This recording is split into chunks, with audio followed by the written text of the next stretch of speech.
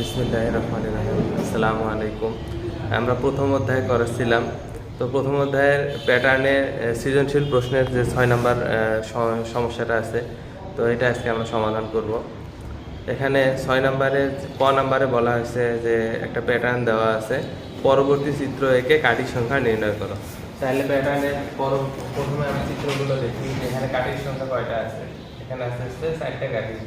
তারপরটাতে আছে কয়টা? 4 3 7 7 আর 3 10। পরটাতে আছে 4 তারপর 3 7 7 3 10 10 3 13 13 আর 3 16। তাহলে আমরা প্রথম চিত্রে কাঠির সংখ্যা দেখলাম যে 4টি, পরের সংখ্যা দেখলাম 10টি, পরের চিত্রতে আমরা পেলাম 16টি।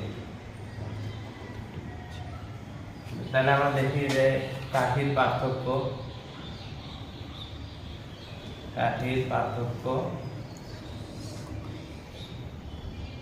সমান 10 বিয়োগ 4 সমান 6।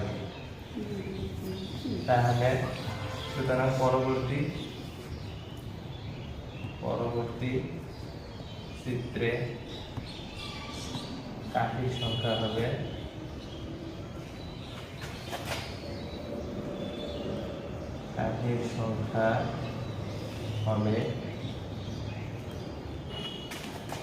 16। যেহেতু পার্থক্য 6, তাহলে 16-র সঙ্গে 6 যোগ হবে, তাহলে 16 আর 6 22টি। এবং চিত্র এঁকে যেহেতু আমাদেরকে দেখাইতে বলছে, তাহলে আমার চিত্রটা আঁকি। তাহলে প্রথমে 4টা আঁকবো, তারপরে 4 3 7 7 3 10 10 3 13 13 3 16 16 3 19 19 আর 3 22। তাহলে এই হবে পরবর্তী চিত্র। তো আশা করছি তোমরা বুঝতে পারছো।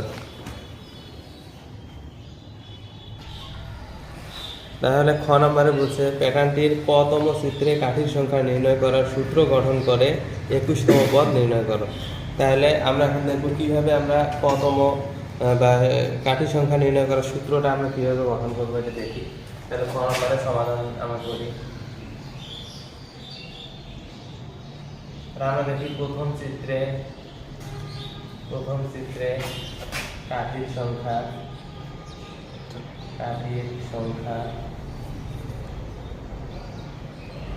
সমান, প্রথম চিত্রে কয়টি কাঠি ছিল? 4টি। তাহলে আমরা এটা করতে পারি 6 বিয়োগ 2টি, এভাবে করতে পারি। তারপরে লিখতে পারি 6 গুণন 1 বিয়োগ 2। একইভাবে আমরা লিখতে পারি দ্বিতীয় চিত্রে কাঠির সংখ্যা কয়টি ছিল? 10টি। তাহলে আমরা লিখতে পারি 6 গুণন 2 12 বিয়োগ 2, এভাবে লিখতে পারি। তারপরে তৃতীয় চিত্রে কাঠির সংখ্যা ছিল 16টি।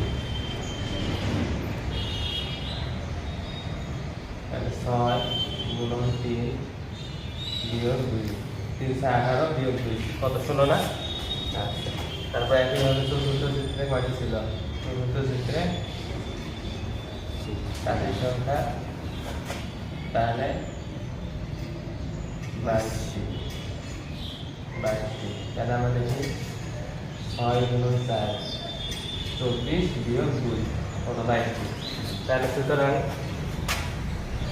আমরা দেখতে পারি যে হচ্ছে কাঠির সংখ্যা নির্ণয়ের সাধারণ সূত্র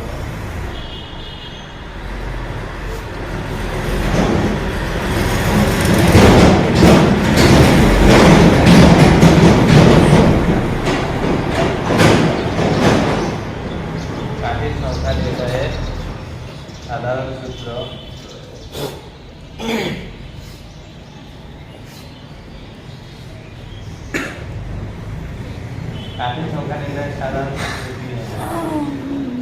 তাহলে দেখো চলকের মান কি সবসময় পরিবর্তন হয় না? তাহলে এই সংখ্যাগুলোতে দেখো সবগুলো 6 6 6 ঠিক আছে, 2 2 2 3, তার পরিবর্তন হয়েছে কোনটা? 1 2 3 4। তার মানে ওইটাকে আমরা চলক দ্বারা প্রতিস্থাপন করতে হবে। তাহলে আমরা লিখবো যে 6 গুণন বা 6 ক বিয়োগ 2, এটা হচ্ছে সাধারণ সূত্র। তাহলে এবং আমাদেরকে খ নাম্বার আরো বলছে যে 21তম পদ নির্ণয় করা। তাহলে সুতরাং 21তম পদ, 21তম পদ সমান কত হবে? 6 গুণন কয়ের জায়গায় 21 বিয়োগ 2, তাহলে কত আসতেছে? 6 21 66, 6 20 120 আর 6 126 বিয়োগ 2, তার মানে 124।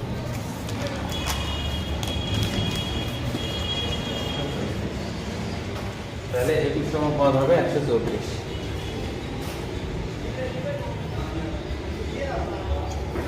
আশা করছি তোমরা বুঝতে পারছো।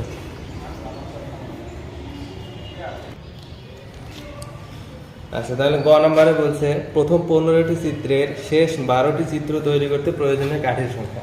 তাহলে আমরা লিখি যে খ হতে পাই, খ হতে পাই পাই কাঠের সংখ্যা, কাঠের সংখ্যা নির্ণয়ের সাধারণ সূত্র, নির্ণয়ের সাধারণ সূত্র, সাধারণ সূত্র সমান 6 ক বিয়োগ 2। তাহলে 15তম চিত্রে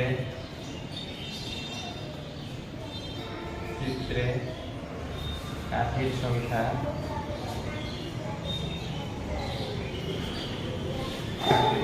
সমান 6 গুণন 15 বিয়োগ 2, 6 15 90, 6 15 90, 90 বিয়োগ 2 কত? 88।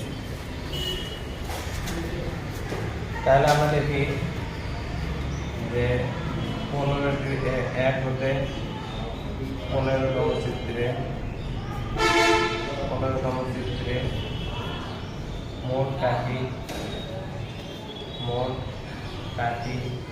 তা আমরা সমষ্টি নির্ণয়ের যে সূত্রটা করছিলাম, প্রথম পদ যোগ শেষ পদ ভাগ 2 গুণন পদ সংখ্যা। তাহলে ওই সূত্রটা আমরা প্রথম পদে আমাদের 4টে কাঠি ছিল, শেষে আমাদের 15তমতে হলো 88টা কাঠি। প্রথম পদ যোগ গুণ করা, যোগ প্রথম পদ যোগ শেষ পদ ভাগ 2, তার সাথে গুণন পদ সংখ্যা। তাহলে এটা হচ্ছে 15তম।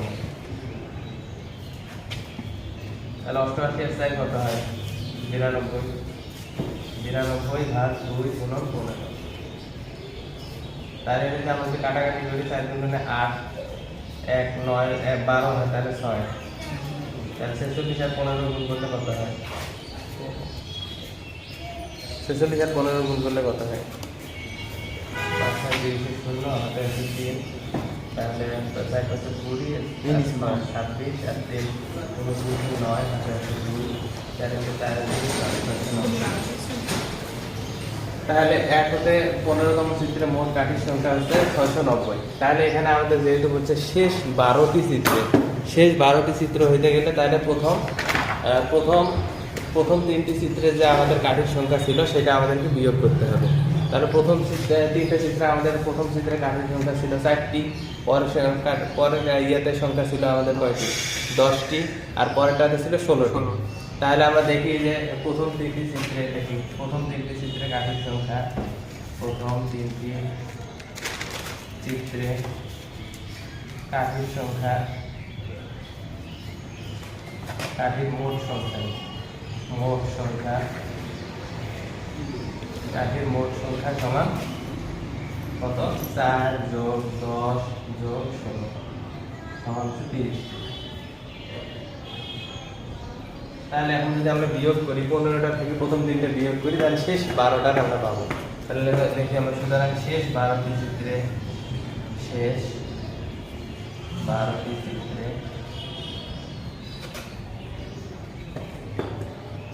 মোট কাঠির সংখ্যা,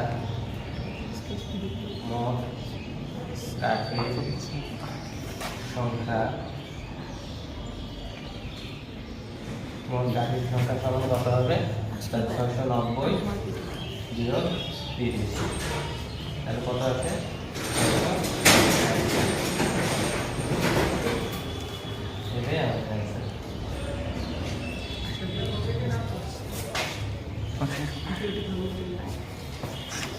আবার না সময় নেই